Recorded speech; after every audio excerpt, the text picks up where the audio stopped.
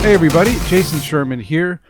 In today's episode of Zero to CEO, I have with me a futurist, Trond Arne Undheim. Welcome to the show. Thanks so much, Jason. And this is going to be a part of my segment that people like called Future Tech, which we talk about futuristic stuff. And in this case, future-proofing humanity by confronting global risks in the digital era. So a lot there, a lot to unpack in a short time. So we'll jump right in.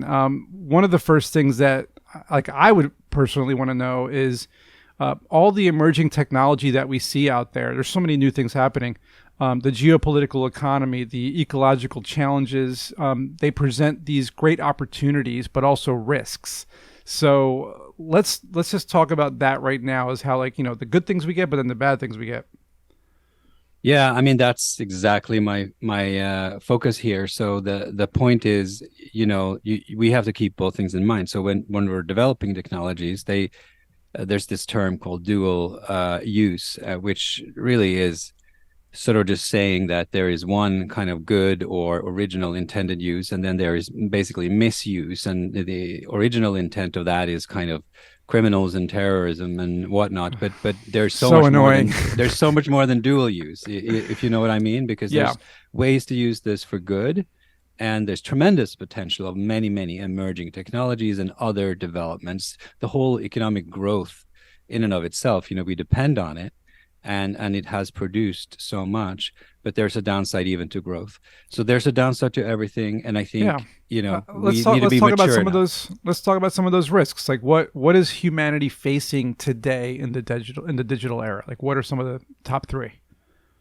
Well, what we're facing is a situation where the risks are interacting, because digital essentially means interaction. So whereas we before might have just had the luxury of confronting, whether it was a climate problem or some disease, an infectious disease that was, moving around Europe or in some specific territory, with digital, for the most part, a lot more is connected. So we have what we term, cascading risks. These are risks that are becoming more interdependent on each other. So for me, it's not just talking about when and how and would their world end. It is, how do we mitigate, how do we de-risk in the middle of all this innovation. So speaking of de-risking, I mean, I'm reading so much stuff in the news, especially about AI, about how we need to start regulating and making it safer, and a kill switch, whatever, now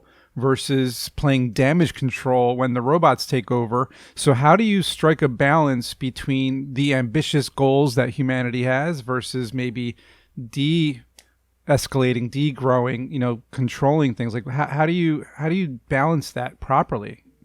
Yeah, I mean, this is obviously a massive discussion even right now. There was this letter about pausing AI. I happen to be a contrarian on that, in that I don't think pausing anything does any good. I think we are on this trajectory of a tremendous innovation, and we are very far from any sort of individual episode of AI taking over. I think it was completely misguided. Mm-hmm. But I do see that it's leading to some good things, which is policymakers are going to need a lot of time, and we're going to have to build up institutions, entire labs whose only responsibility it is, perhaps some sort of CERN-like structure, whose only responsibility it is to monitor these technologies and help the developers of these technologies. And I don't disagree, about any of those things. But at the same time, I think a managed slowdown, actually, of all kinds of risky innovation is perhaps a much more realistic way. Even that is going to be extremely painful. Let's talk about that for a second. So a managed slowdown, what does that entail for someone listening who doesn't know what that... Well, in the degrowth literature, that's essentially what I'm just paraphrasing here, that it's this idea that the entire economic growth that we have experienced has been going so far, and it affects so many domains. And unfortunately, certain people, become rich of it, but we are not able to, in the whole system, take in all the negative externalities that are also occurring. So I think at least the whole movement around degrowth talks about how we generally, across all domains, need to just build in safeguards. And one safeguard is slowness. It has always been. Why are institutions accused of being slow? Right, it's because they're slow for a reason. They're slow because they're thinking. Right, but then you have like rival companies or, bad actor states or countries that are like, well, we don't want to slow down. We want to be first to the finish line. We want to have the first military ready AI robots. We want to have the first military ready cyber systems that can attack anybody so we can protect our systems. So like we can't control what the world does. So while there's this managed slowdown, what's happening outside of those factors? Like, is anything being Yeah, I mean, monitored? clearly, we have to monitor everything, and not everyone's going to follow every regulation. So you're right, but it so happens that for most of the risks that I study, whether it's AI, bio risks, even nuclear risks, all of these things, all kinds of new energy risks, they all take a significant amount of infrastructure and resources to pull off any kind of risk event. It is Hmm. actually not that easy. Right. So if you control 80%, you catch 95% of the problem. Mm. That does not give us any reason to pause and take it all easy about the 5% that could destroy the world.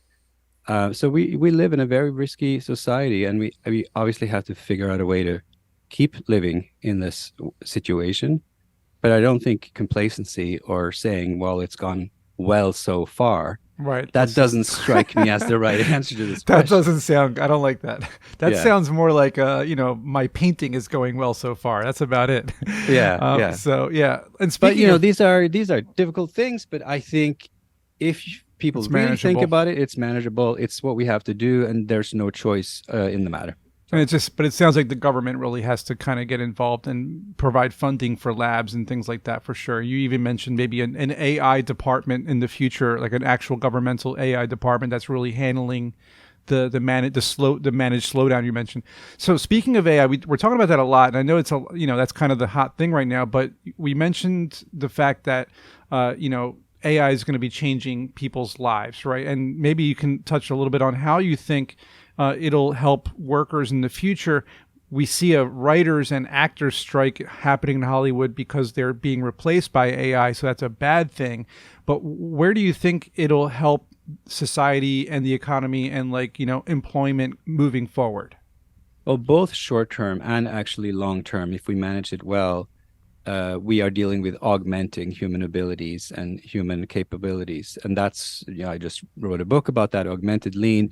Hmm. There really isn't a point to continue to kind of hyper automate and automate people away. That is, of course, happening in fringe sort of situations and in jobs that we never wanted in the first place, and it will happen for some other types of jobs too. But this fear that we will all be without employment, or the economy is going to collapse because of technology, I simply don't buy it, because there's so much creativity out there.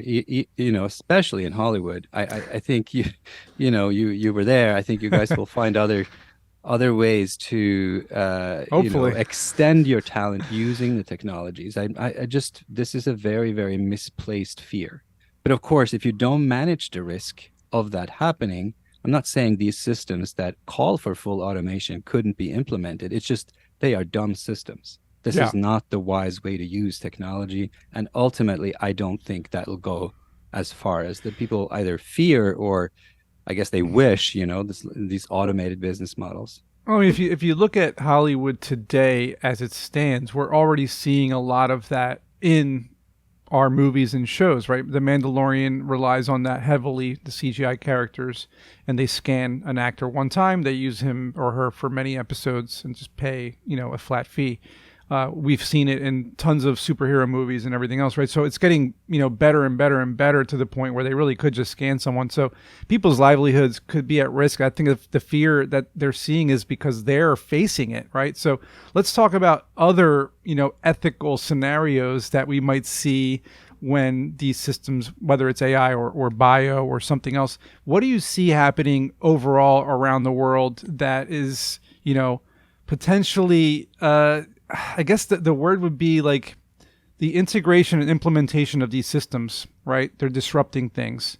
So besides AI, what else is really happening that we're not seeing? Well, I think that's the point. There's actually quite a bit going on, and it's hard, even if your research topic is risks, and you have a very broad mandate like I do. I try to even just identifying which risk factors to focus on is a big challenge. Typically, an expert How do you would think say, I "Oh, feel? yeah, my thing is AI risk, or my thing is bio risk, or I'm in nuclear."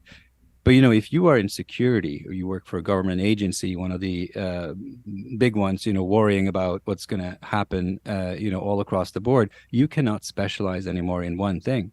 Mm, So I think one of the things that's happening is that even the experts, and I mean even the deepest experts, even those of us who have tried to stay on top of a myriad of emerging technologies, we are losing the grip oh on no. how this is going to actually be possible, even just 5 years from now. So what does that mean? It Hmm. just means we need to work in teams, and then also education needs to change, and we need to actually augment ourselves. We need to use AI to understand AI, but we cannot stop there, because AI is a great example. It's a platform technology that enables any other technology.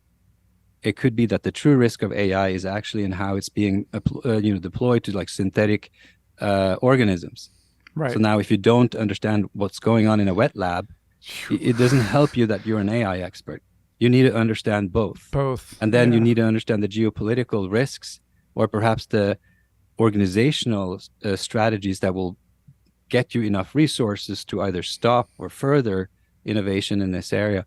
These are this is not trivial anymore. There Mm-mm. are very few people who can afford to be on top of this game, and we don't have a systematic way that any given country or agency really does this, perhaps apart from the sort of three-letter agencies in the US, which I Right. believe have a kind of critical mass of people in each of these domains. That's well. I mean, it's good to know, but it's also very disconcerting what you're saying. So, I guess you're an expert, right? In general in your field, you're saying maybe you've had to tap into other fields. Sounds like collaboration, teamwork is really the way to go between the different domains. And what are some of the because this is what I want to know here before we close off is what are some of the key strategies that people or these domain expertise agencies can do to preserve the future of humanity amidst these cascading global risks? Well, the very generic principle of being adaptable is going to be the answer to almost all of what you're saying. Because if you can adapt, if your structures can adapt, your teams, if you have enough people that can, on a dime, almost like these Hollywood movies where they're getting the super teams, except there's not going to be one super team fighting, to get up in the atmosphere and Stop kill off and aliens. stop Yeah. aliens or some asteroid or something. The more realistic scenario is that we have an ongoing difficult situation with hundreds and hundreds of ongoing risks, and then we have at any given moment 3 to 5 to 10 massive risks Oh no. that are sort of cascading together. So you I just I kind don't of like this movie. this is not a movie. This is kind of life This in is 30 real life. years. Oh So, man. and we just have to build a different system to cater to it, whether it's cascading So temperature adaptability or is one thing, but what are some of the others that can help us? well, governance is obviously important. The challenge here is also that we cannot just trust government to govern, right? So we're going to need private sector. Everybody is governing. We are all co-responsible for the future So because private it is what companies. we're created. Yes, exactly. Large private companies need to get much farther in terms of Well, that you their bring up a good governance role. example. Look what happened when SpaceX started launching reusable rockets, and then all of a sudden the government, NASA, said, "Well, we're going to give you contracts." So we need the same thing. It sounds like for like nuclear and AI and other things. Yeah, and also the kind of the third sector and nonprofits and stuff. They also need to they've always felt like they're sort of a corrective to governments, but in actual fact, I think all kinds of organizations need to develop these governance charters and basically act like responsible individuals. Because it's also not right that billionaires just choose their own topics to focus on. How irrational is that? So if some not to be named billionaire invests in pet topic 1 and 2, what about the other 15 risk areas? That's not Maybe fair. maybe spread it out a little bit. Exactly. So we need a tactical and a strategic plan to handle how we're going to bring humanity to its next state. Even in the next 25 to 50, and certainly in the next 100 years. Wow. This was amazing. Trond, thank you. And where can people find out more about what you do? Well, my name is long and hard, but if you manage to spell even the third of it, trondundheim.com, the website is gathering something. Stanford has a bio page where we work on existential risks at the SERI program at Stanford. I have a book coming out called Ecotech, and you can find me on Amazon. I have 7 books there. Wow. Congrats. So awesome. One of them is called Future Tech. Oh, I love it. I love that name. Yeah. It makes sense. We'll put everything in the show notes so people can check it out. Thanks again. And as always, hope you guys learned something, and we'll see you in the next episode.